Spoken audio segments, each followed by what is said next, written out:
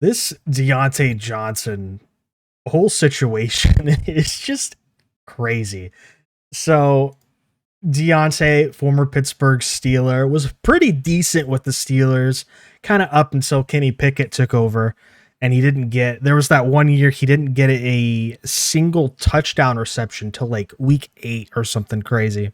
Ends up leaving Pittsburgh, gets traded for Diontae Jackson. I think it was just a flip. I don't even think there was any picks. There might have been like a pick swap or something, but goes to Carolina. Does pretty decent with Carolina this year. Like he had a 120-yard touchdown game this season.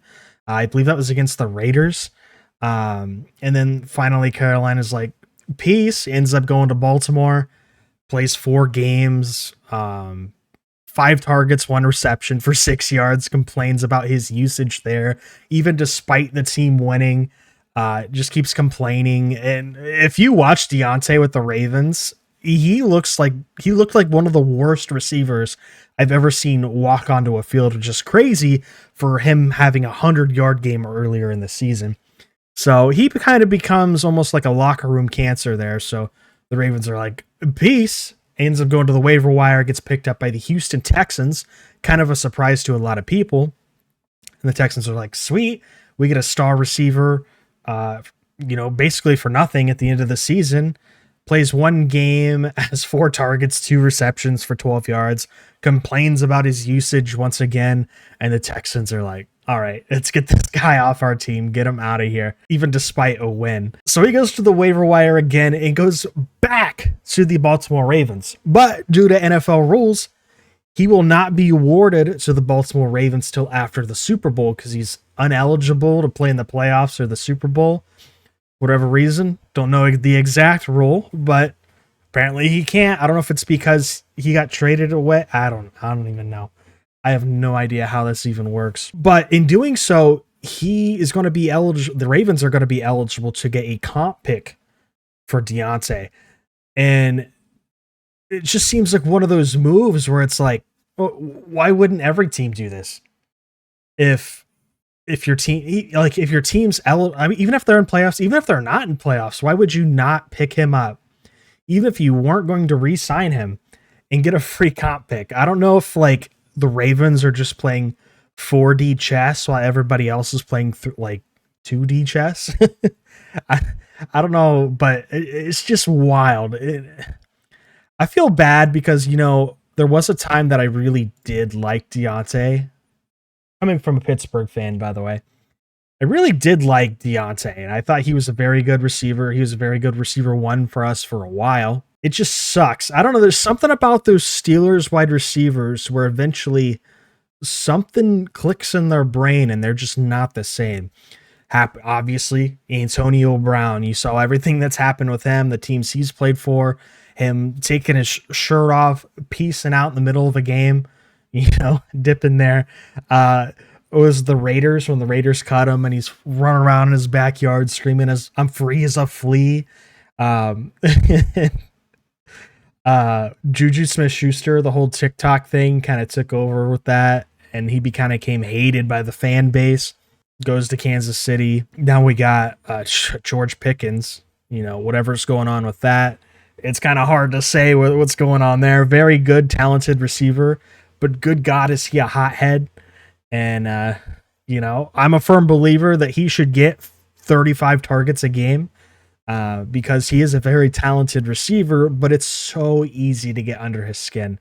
There's all those memes and stuff on like TikTok where just George Pickens is walking and the littlest things happen and he just goes and starts punching or just tackling stuff. And they're accurate. They're very accurate. But there's something about those receivers going to Pittsburgh. Yeah, like very talented receivers, don't get me wrong. Pittsburgh knows what they're doing. They're going to take those guys in the 2nd, 3rd, 4th round who might have had a little bit of troubles, maybe had an injury past, but they're going to make them rock stars, at least for a little bit, till that switch happens in their brain and then something goes on. I hope that George Pickens can recover next year, hopefully with everything with that. But this isn't a Steelers video, though. This is a Diontae Johnson video. Man, it's interesting. So they could potentially get a comp pick in 2026. So this wouldn't even be this year's draft. It would be next year's draft. So even adding to the fact that they really are playing 4D, if not 5D chess, because we're not even talking about this year's draft. We're talking about next year's draft. And I think it could range anywhere between a 3 and a 7th. It depends something like what he gets paid or what the contract. I'll have to look. I'll have to refresh my memory. But yeah, it's interesting what the Baltimore Ravens are doing over there. They're looking very good this year. They definitely don't need him. I can tell you that much. It's crazy what one person could do to a whole locker room. And we've seen it time and time again. You just get one locker room cancer in there, and it can corrupt everything and everyone in there.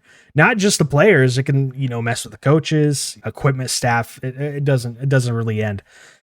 So it'll be interesting to see if a team takes a shot at Diontae. You might have some teams next year that just aren't that good this year. So maybe your top 5 picks, roughly this year, might take a shot, like a New York Giants. I don't know, maybe a Browns to try to get back at the Steelers. It's kind of hard to say. Maybe the Titans will take a shot. All I know is if he's acting like that, complaining, and your team's winning, and he's complaining about not getting enough touches or enough targets or anything, I wouldn't want that on my team. I don't care how good that player is. As long as you're getting wins, that's literally what it boils down to. So definitely interesting. And yeah, if you guys enjoyed this slightly different setup than usual, I'm trying the more longer form content on YouTube. I've been doing a lot of stuff on TikTok, real short form stuff on TikTok, but with TikTok, don't really know what's going to happen. I'm going to try to do something different like this, and hopefully get some more people involved here pretty soon. Kind of do more videos like this, get that podcast. We get that podcast started up, and obviously, good timing at the end of the NFL season. But there's all kinds of stuff coming up. NFL draft, the NFL off season. We're gonna have cuts coming up. We're gonna have free agent signings. There is quite a bit coming up after the Super Bowl. Definitely excited for all that. And if you guys enjoy, please follow down there. All our socials, RPOCAST on every social, basically imaginable. Definitely going to be starting doing YouTube a lot more, and that starts with this video here. X, you can always follow on X. That's probably where I am most, posting and just scrolling, mindlessly. I'm probably going to be on X. TikTok, we'll see how much longer that lasts. And we're going to try to do Instagram, like Instagram Reels. I don't really know too much about Instagram. I've heard people have been very iffy on Instagram, so we'll see if we stick with that. But I'm definitely going to try. I haven't had too much success trying to use Reels in the past. I don't know if that's because I'm trying to use Reels like TikTok. I thought they were basically the same thing, but the views and stuff aren't really, following. But I guess I do have more followers on TikTok, but I could keep going on and ranting, but thank you guys. If you've watched this long, you're the real MVP, and we'll see you guys in the next video. Thank you.